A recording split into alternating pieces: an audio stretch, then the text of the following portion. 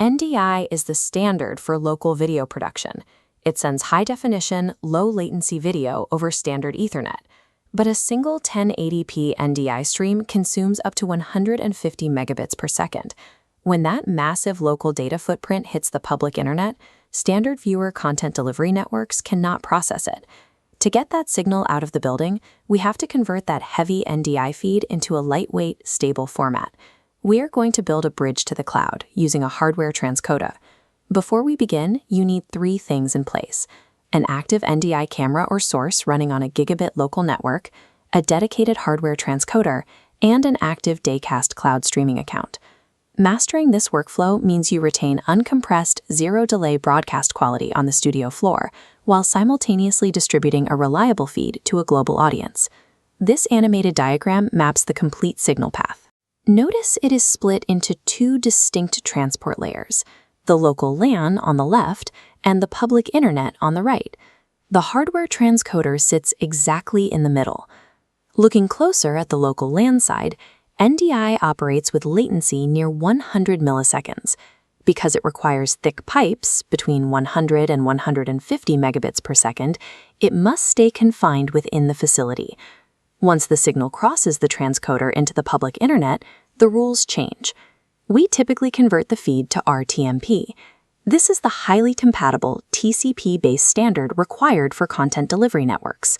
It creates a thin, steady line of data, though it requires a 5 to 30-second buffer for the viewer. If your internet connection is unstable, you can toggle the output to SRT.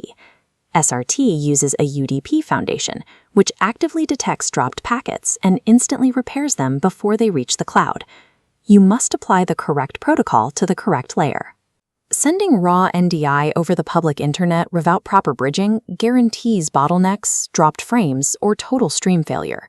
Step 1 takes entirely on the local network. Your hardware transcoder and your NDI camera have to perform a digital handshake to see each other. This network topology map shows the most common failure point. NDI uses MDNS multicast to discover devices automatically. If your camera and your transcoder are assigned to different network subnets, a boundary wall blocks that discovery ping. The fix is deploying an NDI discovery server. This node bridges the 2 subnets and cleanly routes the traffic directly from the camera to the transcoder. In your transcoder's network settings, you manually enter the IP address of that discovery server. This completely bypasses the multicast limitation. If the transcoder cannot communicate with the camera, no signal enters the box. Fixing your subnets ensures the workflow survives the local area network. With the local network verified, we open a web browser and log in to the transcoder's user interface to connect the internal routing. Inside the dashboard, locate the Input Settings menu.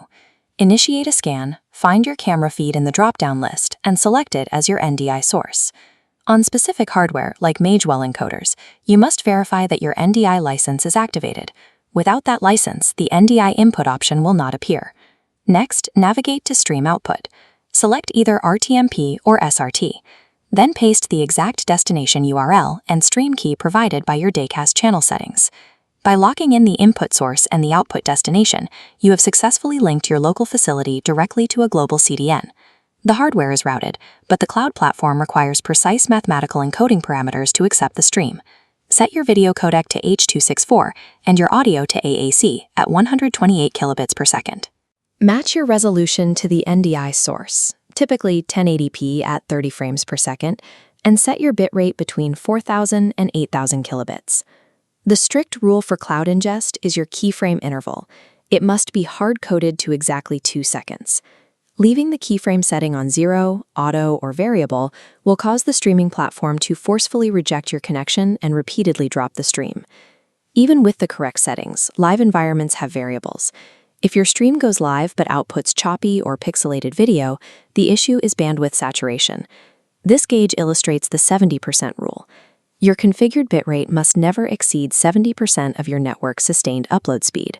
That remaining 30% provides necessary headroom for protocol overhead. The second common issue occurs when producers switch to SRT and still experience high viewer latency. SRT only protects the signal from the building to the ingest server.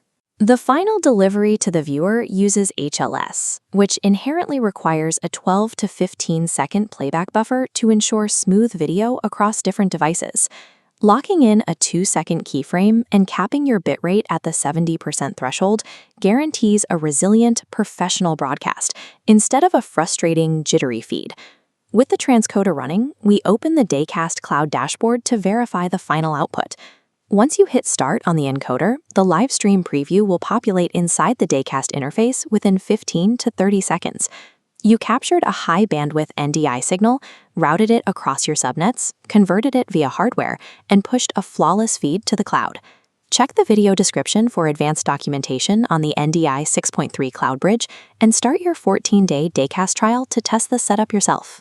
This architecture allows a single operator to manage local broadcast quality and command a reliable global audience, all without a multi-million-dollar television engineering facility.